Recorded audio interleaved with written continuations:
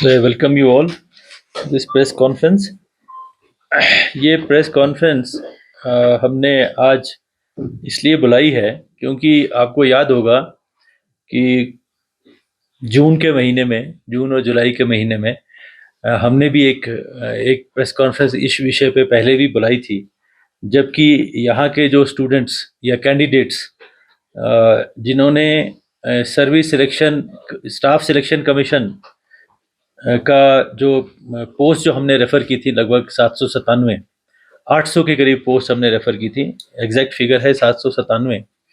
और जब ये पोस्ट हमने रेफ़र की थी स्टाफ सिलेक्शन कमीशन को, तो उन्होंने उनके रिज़ल्ट भी जो है वो तैयार कर लिए थे।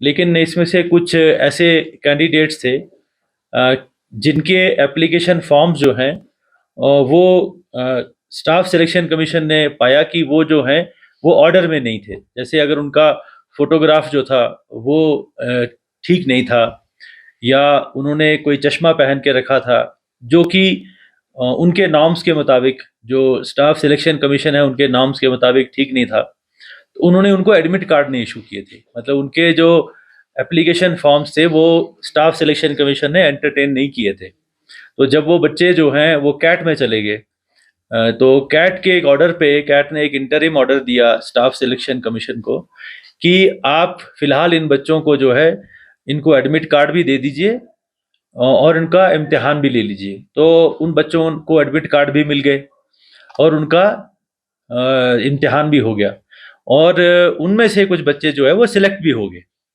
लेकिन जब कैट का फाइनल फैसला आया तो उन्होंने कहा कि क्योंकि इनके जो एप्लीकेशन फॉर्म्स थे जो वो उसमें कुछ डिफेक्ट्स थे, तो उन्होंने वो उनका कैंसिल कर दिया कि ये जो है ये इनका जो रिक्रूटमेंट है या इनका जो एप्लीकेशन फॉर्म्स है ये मान्य नहीं है। उन्होंने इसको इनवैलिड डिक्लेयर कर दिया। तो इसके बाद फिर जो ये बच्चे थे, लगभग 800 के करीब बच्चे थे जो अफेक्टेड थे, जो कि जम्मू कैट में गए थे, श्रीनगर कैट में गए थे। फिर ये चले गए हाई कोर्ट में। तो हाई कोर्ट का जो एक फैसला आया 13 जून को, J&K high court double bench का, ये उन्होंने कहा कि ये जो इनसे गलतियां हुई हैं, आपने उनको एडमिट कार्ड भी दे दिए थे, आपने इनके बच्चे एग्जाम में भी बैठे, और ये गलतियां कुछ टेक्निकल नेचर की हैं, इतनी ज़्यादा सीरियस नहीं है, तो आप इनका रिजल्ट निकाल दीजिए। तो अगर लगभग 25,000 के करीब कैंडिडेट थे, उनमें से 800 के एप्लीकेशन फॉर्म्स में कुछ इशू था। तो वो जो फैसला आया तो उससे जो हमको काफ़ी रिलीफ मिला, क्योंकि आपको याद होगा कि उस वक्त जून और जुलाई के महीने में बच्चे बहुत ज़्यादा परेशान थे, बहुत ज़्यादा यहाँ पे वो कह रहे थे कि हम एजिटेशन करेंगे, हमारा रिजल्ट जो है विदहेल्ड क्यों रखा गया है।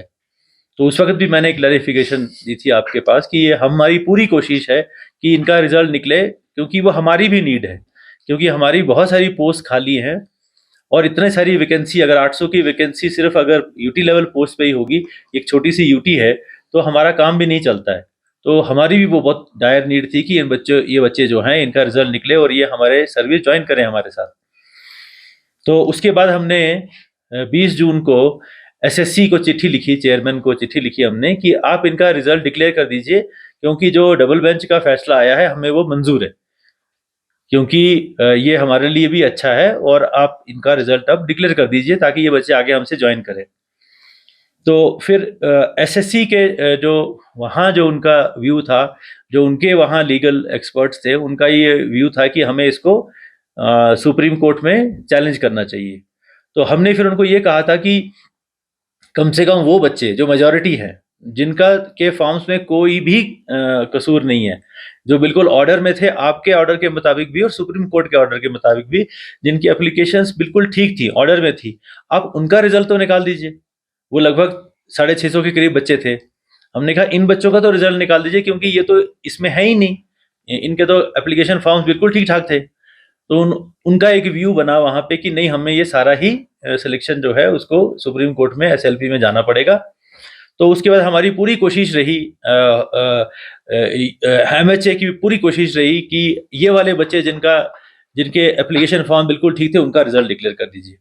लेकिन फिर वो एसएससी सुप्रीम कोर्ट में चले गए। तो सुप्रीम कोर्ट में भी हमने फिर अपने लॉ डिपार्टमेंट के थ्रू हमने अपना एक केवियट फाइल किया कि कहीं कोई ऐसा फैसला ना हो जाए जो हमारे बच्चों के या हमारी एडमिनिस्ट्रेशन का जो ऑब्जेक्टिव है कि इनको सिलेक्शन जो है हमें आ जाए और हमें इनका रिजल्ट डिक्लेयर करने का जो रिजल्ट आ जाए और हम इसको ज्वाइन करवाएं बच्चों को। तो हमने वहाँ कैविएट भी फाइल किया। उसके बाद फिर हम हर एक एचएलजी साहब पर्सनली कई कई बार वो कंसर्न जो हमारे वहाँ पे काउंसिल से उनके साथ पर्सनल बात करके कि ये जो केस जो है वो हमारे व्यू को भी सुप्रीम कोर्ट में रखा जाए कि हम डबल बेंच के फैसले के साथ हैं, उन्होंने जो फैसला दिया है वो ठीक है, क्योंकि हमारी नीड है, ये बच्चे जो हैं हमारे साथ ज्वाइन करने चाहिए और हमारी सर्विस में ये ज्वाइन करने चाहिए। तो ये मैं आपको सब विदित ही होगा, कल ही ये फैसला जो है सुप्रीम कोर्ट का आया, तो ये हमारे लिए बहुत ही वेलकम जो है फैसला है हमारे लिए और बच्चों के लिए भी, जो लद्दाख के जो कैंडिडेट्स हैं जिन्होंने ये एग्ज़ाम जो है ये एग्ज़ाम दिया है और जो सिलेक्ट हो गए हैं। तो कल के फैसले में सुप्रीम कोर्ट ने अब इजाज़त दे दी है और डायरेक्शन दे दी है स्टाफ सिलेक्शन कमीशन को कि आप इन 797 पोस्ट जो आपके पास रेफर की गई थी 2021-22 में, आप उनका रिजल्ट निकाल दीजिए। तो ये बहुत बड़ी खुशी की बात है, ये मैं आपसे शेयर करना चाहता हूँ कि हमें इससे पहले जब वो सुप्रीम कोर्ट में नहीं गए थे तो उन्होंने हमें लगभग कोई 47 की सिलेक्शन भेजी थी। लगभग 19 कैटेगरीज की वो पोस्ट थी और 47 बच्चों का लिस्ट पहला भेजा था। उन 47 बच्चों को भी हम नहीं अपॉइंटमेंट कर पाए क्योंकि ये मसला, फिर उन्होंने सोचा कि हम एसएलपी में जाएंगे। तो हमने कहा, फिर हमने लॉ की ओपिनियन ली, तो लॉ ने कहा कि it is better to wait for the final judgment of the supreme court, इससे पहले कि हम इन बच्चों का भी जो है अपॉइंटमेंट निकालें, क्योंकि ये भी 19,797 में थे। तो अब उन 47 बच्चों का भी और जो 750 बच्चे आएंगे उनका भी इशू जो है अब क्लियर हो चुका है और हम पूरी उम्मीद कर रहे हैं कि जल्द से जल्द जो है स्टाफ सिलेक्शन कमीशन जो है वो हमें इनके जो रिटर्न फॉर्म में, जिसको हम फॉर्मल कम्युनिकेशन कहते हैं, वो हमें भेज देगी और हम इन बच्चों को जो है सर्विस में ज्वाइन करवाएंगे। और इमीडिएटली तो हम जो 47 बच्चे जो पहले आ चुके हैं, 47 बच्चे, उनको हम इमीडिएटली ऑर्डर निकालना शुरू कर देंगे। और ये जो बाकी जो लिस्ट रेडी है, वो लिस्ट, क्योंकि वो चंडीगढ़ का उनका एक ऑफिस है, एक उनका दिल्ली का ऑफिस है, तो चंडीगढ़ का ऑफिस जो है उनके जो हमें उस वक्त हम इंफॉर्मेशन लेते थे, वो कह रहे थे कि ये सब रिजल्ट जो हैं वो एकदम रेडी हैं और जैसे ही उन्हें हुक्म होगा वो रिजल्ट हमें आ जाएंगे। अब तो सुप्रीम कोर्ट का फैसला आ गया है, तो बहुत जल्द जो है ये लद्दाख के जो कैंडिडेट्स हैं उनका जो ये बहुत बड़ी देर से इशू चल रहा था वो अब सॉल्व हो गया। मैंने इसलिए आपको यहाँ बुलाया। इसके अलावा क्योंकि एम्प्लॉयमेंट रेगुलर देना गवर्नमेंट की सबसे बड़ी प्रायोरिटी है लद्दाख में, क्योंकि जब से यूटी बनी है तो जितने भी नौजवान हैं हमारे, क्योंकि पहले एक स्टेट का हम हिस्सा थे, तो वो वहाँ पे क्योंकि एक बहुत पुरानी एस्टेब्लिश स्टेट है वो, और स्टेट है, और नेचुरली वहाँ तो हर साल कुछ ना कुछ एडवर्टीजमेंट चलते ही रहते थे, जिसमें कि हमारे बच्चे भी उसमें यूटी का, क्योंकि हमारे 2 जिले भी उसी का पार्ट थे, वो चलता रहता था। तो पिछले कुछ सालों से, क्योंकि जब हम यूटी बन गए थे तो हमें अपना इंडिपेंडेंट ये जो है सिलेक्शन करना था, और उसमें देर इसलिए होती है क्योंकि पहले जब आप पुराने सिस्टम में थे तो उनके रिक्रूटमेंट रूल चलते थे, फिर हमें अपने नॉन गजेटेड रिक्रूटमेंट रूल बनाने पड़े। हमने बहुत बहुत मेहनत करके अपने जब gazetted non gazetted recruitment rule 2021 के अक्टूबर नवंबर महीने में फाइनलाइज किए सारे डिपार्टमेंट्स के, उसी के इमीडिएटली बाद हमने दिसंबर 2021 को ये पोस्ट जो है रेफर कर दी थी एसएससी को, जो मैंने अभी जिनका जिक्र किया। उसके बाद उन्होंने 2022 में इनके एग्जाम किए और उसके बाद जब रिजल्ट डिक्लेयर हुआ, फिर ये हाई कोर्ट का और कैट का और ये इश्यूज आ गए, तो वो सारा सफर अब पूरा हो गया है और अब हम जितने भी दूसरे रिक्रूटमेंट रूल्स हैं उनके साथ पूरे हम तैयार हैं। और ये इस 797 के बाद हमने 205 और हमने उनको भेजी है वैकेंसीज। ये 797 तो 2021 में चली गई थी, फिर हमने इनको अब और जो है 205 भेजी, जिनके उन्होंने एग्जाम भी 2023 में कर दिए हैं, और उनका भी हमें पता लगा कि ये 205 बच्चों का भी रिजल्ट उन्होंने 1-2 दिन पहले ऑनलाइन जो वो करते हैं, उन्होंने का जो सिलेक्ट लिस्ट जो है ऑनलाइन वो डिक्लेयर कर दी है। तो लगभग ये कोई 1000 बच्चा जो यहाँ का है वो यूटी लेवल की पोस्ट में वो जो है अब वो यहाँ आने वाला है और उनको एम्प्लॉयमेंट मिलने वाली है। इसके अलावा जब हमारे रिक्रूटमेंट रूल नॉन गजेटेड के पूरे हो गए हैं, तो हमारे यहाँ पे नॉन गजेटेड में 2 किस्म की पोस्ट होती हैं। एक वो पोस्ट जो यूटी लेवल की होती हैं, यानी कि वो पोस्ट जो इंटर डिस्ट्रिक्ट ट्रांसफर जिनकी हो सकती है, जिनका काडर जो है वो यूटी लेवल पे मेंटेन होता है। और दूसरी पोस्ट होती हैं जो जिलों की पोस्ट होती हैं, वो जिले से वो आदमी बाहर नहीं आ सकते हैं। तो वो पोस्ट जो होती हैं वो हमारे यहाँ पे 2 बोर्ड हैं, ये लेह का district subordinate service recruitment board और करगिल का district subordinate service recruitment board. तो इन लोगों को भी हमने जो है इनको भी, क्योंकि हमने वो सारी पोस्ट का जो सारी पोस्ट आइडेंटिफाई की कि कौन कौन सी पोस्ट किस किस डिपार्टमेंट में डिस्ट्रिक्ट लेवल की है। तो लगभग लेह की 635 डिस्ट्रिक्ट लेवल की पोस्ट और करगिल की 595 के करीब, यानी कि 1250 के करीब जो डिस्ट्रिक्ट लेवल की पोस्ट है वो इन 1000 पोस्ट से अलग है। वो हमने जो है डीसी कारगिल को और डीसी लेह को भेजी है, जिनका उन्होंने सारा रिक्रूटमेंट भी हो गई, मतलब उनका सारा एग्जाम भी हो गए हैं, सब कुछ हो गया है। और लेह में क्योंकि यहाँ उन्होंने उन पोस्ट में से जो हमने लेह वालों को भेजी 650 के करीब, मैं ओवरऑल से फिगर दूंगा राउंड, उसमें से उन्होंने लगभग 450 का एडवर्टीजमेंट कर दिया और उन 450 या 462 पोस्ट के अगेंस्ट 303 की लिस्ट उन्होंने भी निकाल दी। मतलब अब तो लेह वालों ने भी डिस्ट्रिक्ट लेवल की पोस्ट की 303 का सिलेक्ट लिस्ट निकाल दी, तो ये 300 बच्चे और हो गए। करगिल वालों ने जो है 436 पोस्ट जो है लगभग 450, उन्होंने भी एडवर्टाइजमेंट की है डिस्ट्रिक्ट लेवल पोस्ट। उनका भी रिजल्ट तैयार है, पर क्योंकि वहां मॉडल कोड ऑफ कंडक्ट है इसलिए वो अभी इसको डिक्लेयर नहीं कर सकते। तो इनके हर लेवल के ऊपर, चाहे वो डिस्ट्रिक्ट लेवल की पोस्ट हो, चाहे वो यूटी लेवल की पोस्ट हो, अब चाहे जो गजेटेड लेवल की पोस्ट हो, अब हमारी सिर्फ एक इशू रह गया है कि जो गजेटेड पोस्ट हैं उनको हम कितनी जल्दी भर पाते हैं।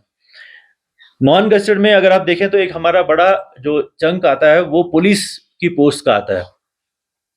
तो पुलिस की जो पोस्ट हैं वो भी जो अभी जो हम इनको भेज रहे हैं, जो हमारी पुलिस की पोस्ट हैं, वो लगभग कोई 300 के करीब तो पहले हमने उनकी रिक्रूटमेंट कर दी थी 300 पोस्ट की। और उसके बाद आज की डेट में ये आपको मैं इन्फॉर्म कर रहा हूं कि हमारे पास 432 पोस्ट और आई हैं लेह और कारगिल के लिए, जो 2019 के पहले की पोस्ट थी। यानी कि 2018 में बॉर्डर बटालियंस बनने का एक स्कीम चली थी और वुमेन बटालियन बनने की स्कीम चली थी। उसमें लेह के और करगिल के का भी अपना कोटा था। तो उसमें 270 जो पोस्ट थी वो मेन की बॉर्डर बटालियन की पोस्ट थी, जिनको आप डिवाइड कर सकते हैं दोनों डिस्ट्रिक्ट के अंदर, और लगभग 162 पोस्ट जो थी वो वुमेन बटालियन की थी, करगिल और लेह की।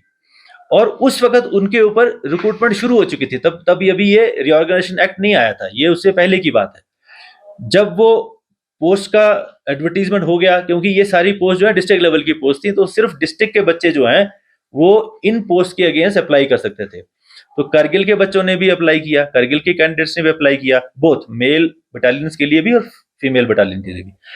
लेह वालों ने भी इसमें वुमेन बटालियन और मेन बटालियन के लिए कोटा था, तो उन्होंने अपना कर दिया। टोटल पोस्ट ये 270 मेन की है, 162 वुमेन बटालियन की है, 432 पोस्ट ये हैं। तो ये बड़ी देर से ये पोस्ट जो है 2-3 साल से ये इशू चल रहा था कि ये पोस्ट की रिक्रूटमेंट फिर बंद हो गई। जैसे यूटी दोनों बन गई तो फिर ये रिक्रूटमेंट इनकम्प्लीट रही। उन बच्चों का टेस्ट भी हो गया, उनकी जो फिजिकल टेस्ट होता है वो हो गया, लेकिन फिर ये रुक गया, क्योंकि फिर ये इशू आ गया कि क्या वो लोग इसको कंक्लूड करेंगे अब जेके यूटी या लद्दाख करेगी। तो फाइनली होम मिनिस्ट्री ने ये डिसाइड किया कि ये पोस्ट जो हैं वो हम लद्दाख को ट्रांसफर करें, और ये जो इनकम्प्लीट प्रोसेस था रिक्रूटमेंट का 432 लोगों का, ये जो है लेह यूटी जो है उसको कंप्लीट करेगी।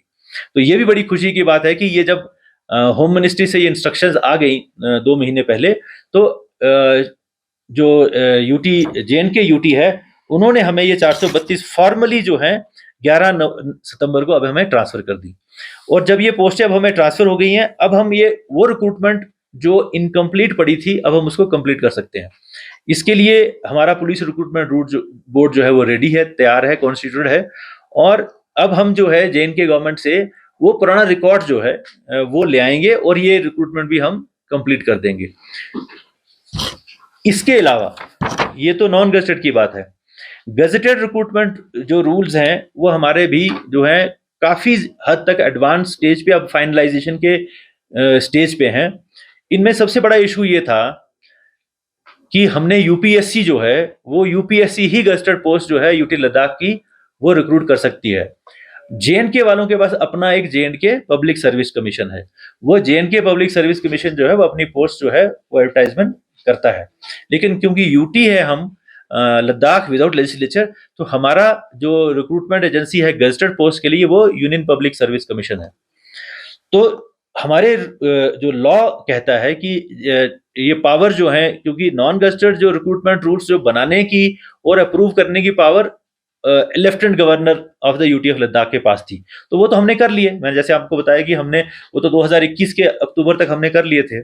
लेकिन ये गजेटेड रिक्रूटमेंट रूल की पावर जो है वो, ये रिक्रूटमेंट की जो रूल्स बनाने की पावर जो है वो लेफ्टिनेंट गवर्नर को यूटी लद्दाख को नहीं थी।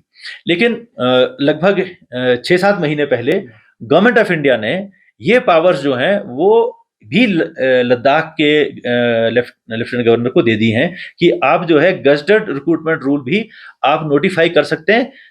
कंडीशन उसमें सिर्फ इतनी है कि आपको ये रिक्रूटमेंट रूल जो है पहले यूपीएससी से अप्रूव करवाने पड़ेंगे। तो जैसे वो यूपीएससी अप्रूव करेगी तो ऑनरेबल एलजी को पावर दी गई है कि वो उनको नोटिफाई कर सकते हैं। तो ये रिक्रूटमेंट रूल भी हमारे काफी देर से यूपीएससी में जो पड़े हुए थे, तो पिछले 1 महीने 1.5 महीने के अंदर हमने काफी उनसे परस्यू करके 2-3 कंडीशन उसमें थी जो उनको मान्य नहीं थी या वो उनके जो हमारे लिए नहीं थी। वो कंडीशन ये थी कि हम कहते थे कि गजेटेड रिक्रूटमेंट रूल में भी रेजिडेंट क्राइटेरिया होना चाहिए। नॉन गजेटेड में तो ये हमने खुद ही कर लिया, क्योंकि हमारे पास पावर थी तो हमने अपना रेजिडेंट क्राइटेरिया लगा दिया। तो जितने भी नॉन गजेटेड पोस्ट हैं उसके लिए आपको रेजिडेंट क्राइटेरिया होना चाहिए, लद्दाख रेजिडेंट सर्टिफिकेट होना चाहिए। तो गजेटेड पोस्ट में यूपीएससी कहती थी कि ये तो नई चीज है, ये तो ऐसा कहीं और होता नहीं है, तो आप इसको कैसे जस्टिफाई कर रहे हैं कि आप गजेटेड पोस्ट में भी आप चाहते हैं कि लद्दाख रेजिडेंट सर्टिफिकेट होना चाहिए। तो दूसरा कि कुछ ऐसी पावर्स होती हैं जिस तरह हमारे अपने रिजर्वेशन रूल्स हैं, तो गवर्नमेंट ऑफ इंडिया के अपने रिजर्वेशन रूल्स हैं, हमारे स्पेशल रिजर्वेशन रूल्स हैं। जैसे हमारे यहाँ पे एसटी की रिजर्वेशन जो है 46% है, और हमारे यहाँ पे जैसे जो अपना हमारे अपने एज क्राइटेरिया है कंट्री में, वो जब यूपीएससी देखती है तो वो सारी कंट्री का नॉर्मल तरीके से देखती है। तो क्योंकि हमारे कुछ स्पेशल कंडीशंस थी इसलिए हमें ये टाइम लगा उनको कन्विंस करने में, और फाइनली एचएलजी साहब की इंटरवेंशन से, और हम खुद गए, मेरी टीम मैं खुद गया वहां पे, उनसे काफी डिस्कशन हुई। हमने कहा कि लद्दाख एक फार फ्लंग एरिया है, यहाँ कोई अपॉर्चुनिटी नहीं है कि जैसे अगर आप सेंट्रल किसी मेन स्टेट में हैं तो आपको और भी अपॉर्चुनिटी होती है, आप आगे पीछे और भी एम्प्लॉयमेंट ले सकते हैं। लेकिन यहाँ के नौजवानों के लिए एक ही अपॉर्चुनिटी है, और वो है यहाँ का गवर्नमेंट का जो एम्प्लॉयमेंट होगा वही उनकी एक एम्प्लॉयमेंट अपॉर्चुनिटी है।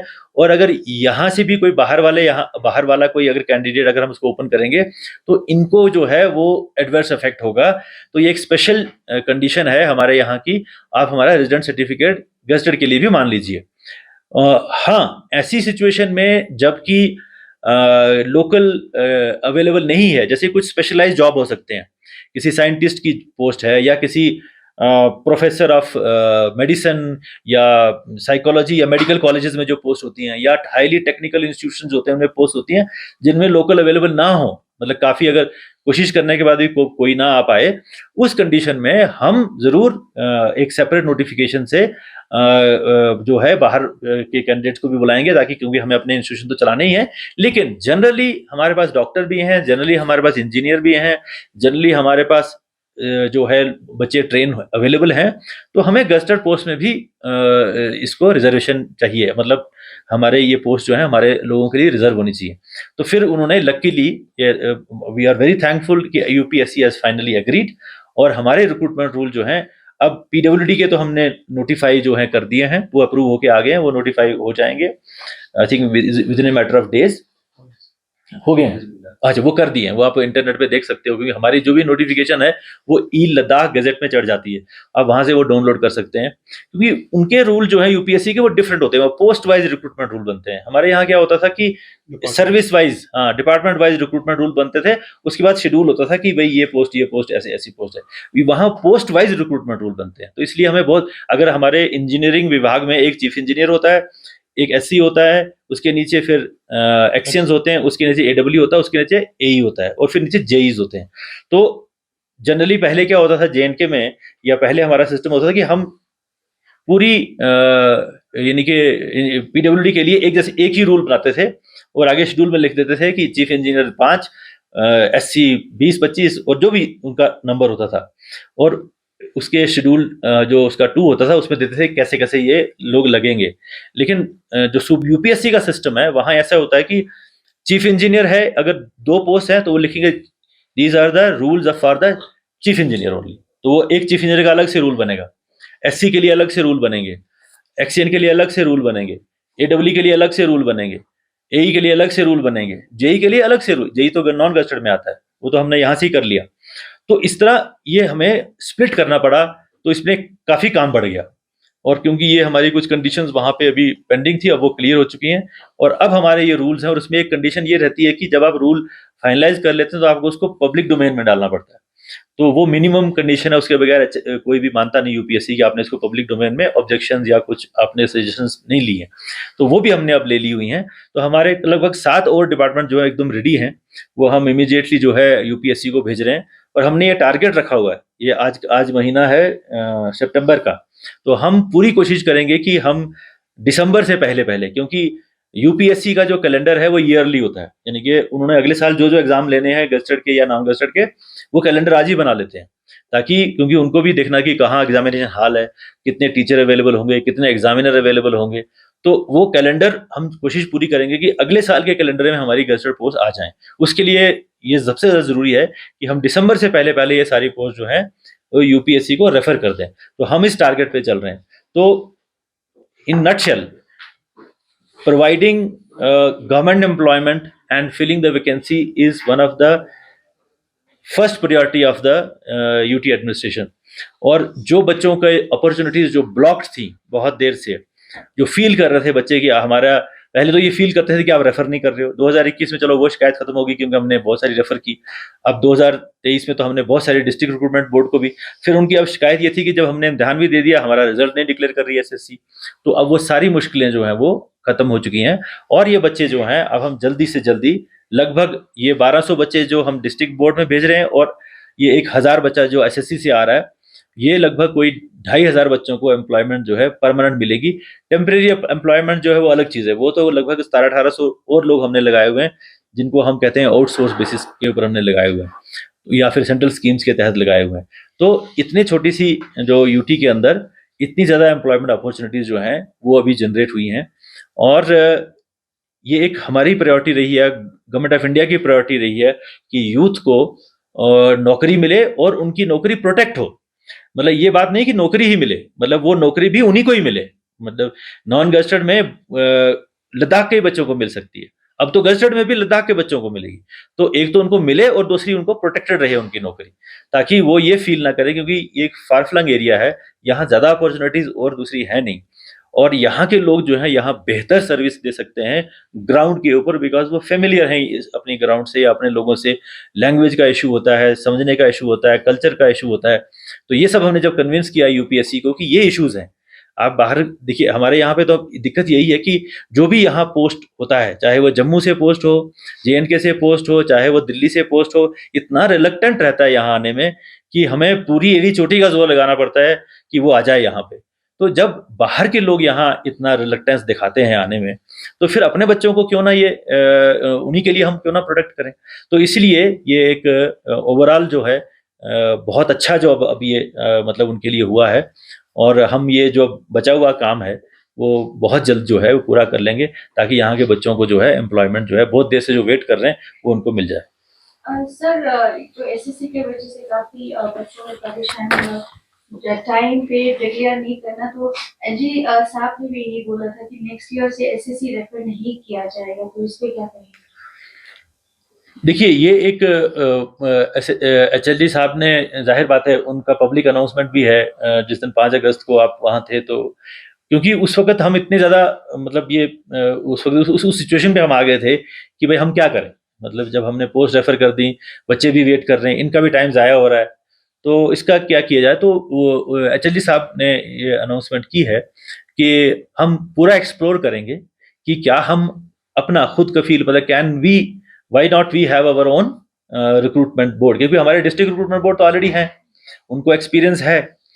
अब इसमें क्या होता है कि जब भी एग्ज़ाम आप लेते हैं तो इसमें जो जो ये एग्ज़ामिनेशन करवाने वाली एजेंसीज़ होती हैं, ये रिलायबल बड़ी लिमिटेड है हमारी कंट्री में। आपने देखा होगा, आपने सुना होगा, पास्ट में भी खबरें हमारी नेबरिंग एरियाज़ में भी होता था कि इसमें ये हो गया, इसमें ये हो गया, फिर वो सिलेक्शन कट जाती थी, खत्म हो जाती थी, उससे भी बच्चों में परेशानी होती थी।